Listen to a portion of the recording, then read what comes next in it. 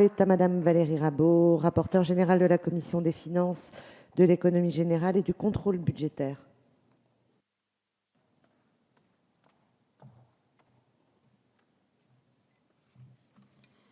Madame la Présidente, Monsieur le Ministre, Monsieur le Président de la Commission des finances, mes chers collègues. Le projet de loi de finances rectificatif pour 2015 vise à établir une sorte de premier bilan de l'exécution 2015, même si l'année n'est pas encore finie. Néanmoins, elle est bien entamée. D'abord, vous l'avez dit, Monsieur le Ministre, sur la question des recettes. Nous avions voté en loi de finances initiale pour 2015 un montant de recettes pour l'ensemble des administrations publiques, donc l'État, ses opérateurs, les administrations de sécurité sociale et les collectivités locales, de 1 117 milliards d'euros. Ce montant, vous nous l'avez indiqué, Monsieur le Ministre, devrait être atteint. Plus précisément, sur les recettes fiscales de l'État, nous avions voté 279,1 milliards d'euros et les recettes devraient atteindre 278,7 milliards d'euros. La TVA est légèrement inférieure à ce qui avait été prévu, mais l'impôt sur le revenu est supérieur de 600 millions d'euros. Ensuite, la question des dépenses. Elles sont conformes à ce que nous avions voté en décembre 2014. À l'intérieur de ces dépenses, 6,4 milliards d'euros sur un total de 209,2 milliards d'euros de dépenses pilotables dans le budget de l'État. C'était la question de notre président de la Commission des finances la semaine dernière. 6,4 milliards d'euros ont été, via les décrets d'avance, ou sont réalloués via ce projet de loi de finances rectificatif entre les différentes missions. Ainsi, au global sur l'année, la mission défense bénéficie de 2,8 milliards d'euros de plus de crédits budgétaires qui se décomposent comme 2,1 milliards d'euros en provenance du CAS hertzien et de 850 millions d'euros au titre des surcoûts constatés en cours d'année pour les OPEX et pour l'opération Sentinelle. La mission Sport et Jeunesse a vu son budget également augmenter du fait de crédits supplémentaires alloués au financement de l'Agence du service civique. La mission Agriculture est, elle, passée de crédits de 2,9 milliards d'euros à 3,9 milliards d'euros, ce qui représente une augmentation significative qui correspond à la prise en charge par l'État des refus d'appurement communautaire et au plan de faveur de l'élevage. En d'autres termes, ça signifie que la solidarité nationale assume une dépense supplémentaire de 1 milliard d'euros en faveur de l'agriculture et bien sûr l'élevage fait partie de l'agriculture, mais et de l'élevage.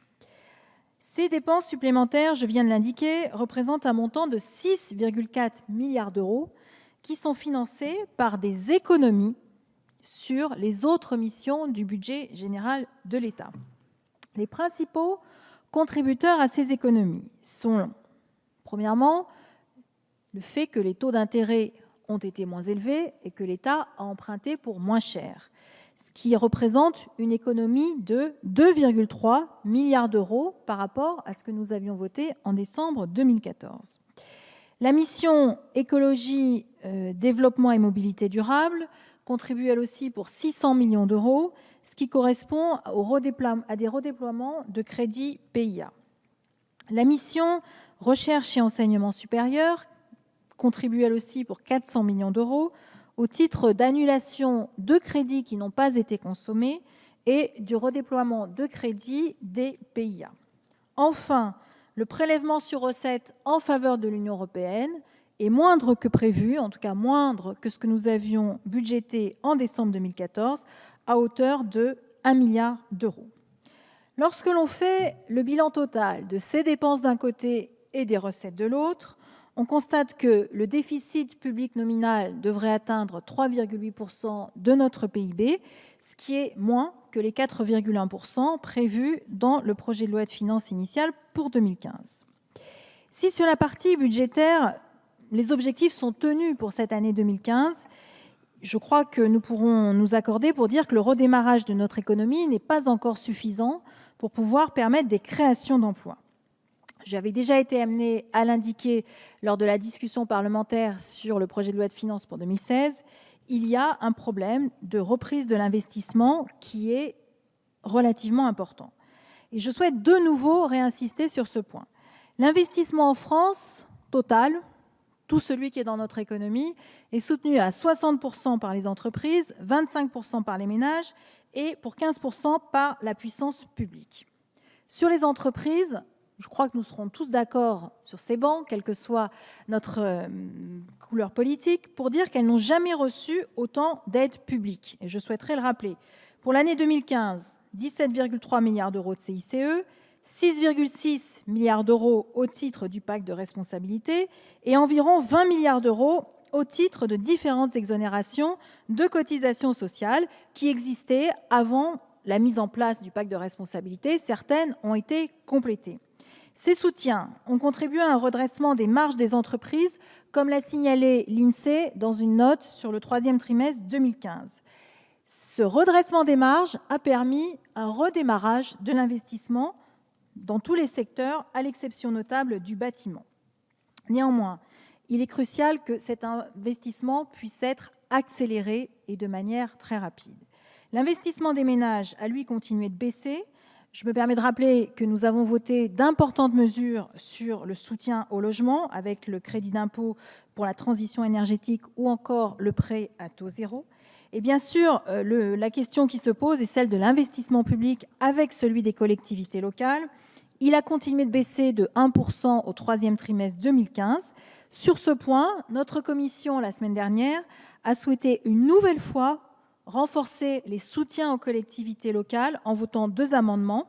Un amendement qui rend à nouveau éligible au FCTVA les dépenses d'investissement des collectivités pour les travaux de montée en débit dans le cadre du plan France Très Haut Débit, et un second amendement qui permet aux entreprises d'appliquer un suramortissement de 40% aux équipements de pointe en matière de très haut débit. Ces 2 amendements, je crois, sont extrêmement importants pour soutenir la capacité de tous nos territoires à s'équiper en très haut débit. Comme chaque fois, le PLFR est aussi l'occasion d'aborder des dispositions fiscales nouvelles, soit parce qu'elles s'inscrivent dans l'actualité, soit parce qu'elles n'ont pu être intégrées à d'autres textes législatifs. Et ce PLFR pour 2015 n'échappe pas à la règle, puisqu'il intègre 24 nouvelles dispositions fiscales et 4 mises en conformité avec le droit européen.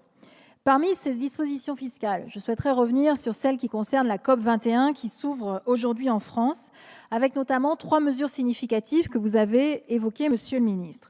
La première, c'est celle de l'article 11, qui met un terme à la hausse automatique des taxes sur l'électricité de 3 € par mégawattheure.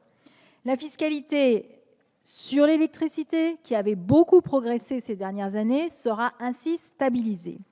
Deuxième mesure proposée par ce PLFR, les énergies fossiles seront désormais mises à contribution pour financer le soutien aux énergies renouvelables, composante majeure de la transition énergétique. C'est d'ailleurs l'objet de l'ouverture d'un compte d'affectation spéciale qui permettra de sécuriser le financement de la transition énergétique, notamment les tarifs de rachat des énergies renouvelables. Il permettra de faire un bilan précis des recettes d'un côté et des dépenses de l'autre. Et il permettra enfin de commencer à rembourser la dette que l'État a contractée vis-à-vis d'EDF. Au total, cette dette s'élève à 4,9 milliards d'euros et il est prévu d'en rembourser 744 milliards en 2016. Troisième mesure, le PLFR propose de favoriser l'essence sans plomb E10, c'est-à-dire celle qui comporte jusqu'à 10% de bioéthanol par rapport à l'essence classique. En combinant ce que nous avons voté en PLF 2016 et ce que nous nous apprêtons à voter dans ce PLFR, il y aurait une hausse de 3 centimes par litre de gazole à partir du 1er janvier 2016, une hausse de 1,7 centime sur l'essence classique et une baisse sur l'essence sans plomb E10. Autre volet de ce PLFR, les mesures relatives à l'agriculture. Des amendements du gouvernement et de notre collègue François André proposent de faire évoluer la fiscalité agricole. D'abord, il propose de renforcer l'aléa économique en élargissant la définition. Ensuite, il propose de réformer le régime du forfait. Enfin, il propose de favoriser les regroupements. Ainsi, la transparence fiscale des regroupements agricoles d'exploitation en commun, les GAEC, sera améliorée. Les associés pourront bénéficier des mêmes avantages que ceux accordés à un exploitant au titre des crédits d'impôt congé des agriculteurs et au titre des crédits d'impôt en faveur de l'agriculture biologique dès lors que leur GAEC atteint une limite de 4 associés. Sur l'agriculture, ce PLFR propose par ailleurs, dans son article 2, un prélèvement sur le Fonds national de gestion des risques agricoles à hauteur de 255 millions d'euros. Alors, cet article suscite légitimement des questions sur tous les bancs de notre Assemblée et je voudrais rapidement en dire quelques mots. Ce prélèvement ne change rien à l'obligation qui est faite à l'État d'abonder ce fonds en cas de ressources insuffisantes au regard des besoins. C'est arrivé en 2012 lorsque l'État a rajouté 111 millions d'euros qui ont été financés par la solidarité nationale pour abonder le fonds de manière à ce qu'il puisse financer les besoins liés à la sécheresse de 2011. Mais là aussi, il peut y avoir une discussion, c'est sur l'utilisation qui est faite de ce prélèvement. Cet argent devrait par nature revenir à l'agriculture puisqu'il provient des fonds qui ont été payés par les agriculteurs. Ce point n'est pas totalement clair dans l'article 2, mais j'imagine que notre discussion parlementaire devrait le clarifier. Enfin, ce PLFR comporte de nombreuses mesures visant à mettre le droit français en conformité avec le droit européen. Ces mesures, sauf une, concernent toutes les entreprises et vont avoir des impacts non négligeables pour le financement des entreprises. Ainsi, l'article 13 propose de réserver l'avantage de l'ISF-PME aux seules entreprises âgées de moins de 7 ans, ce qui va entraîner une réduction de l'avantage fiscal des contribuables en faveur des entreprises. L'article 16 propose des aménagements au régime mère-fille. L'article 32 propose d'exonérer de retenue à la source certaines sociétés non résidentes. Là aussi, nous aurons l'occasion d'y revenir. Monsieur le ministre, l'article 17 prévoit une réforme ambitieuse qui consiste en l'échange automatique d'informations à des fins fiscales sur l'ensemble des comptes particuliers. C'est une grande avancée de notre droit, c'est une grande avancée du droit de l'Union européenne. Et je crois que cet article mérite d'être soutenu, comme l'ensemble de ce projet de loi de finances rectificatif, par l'ensemble des députés de cette Assemblée. Je vous remercie. Merci, Madame la rapporteure générale. La parole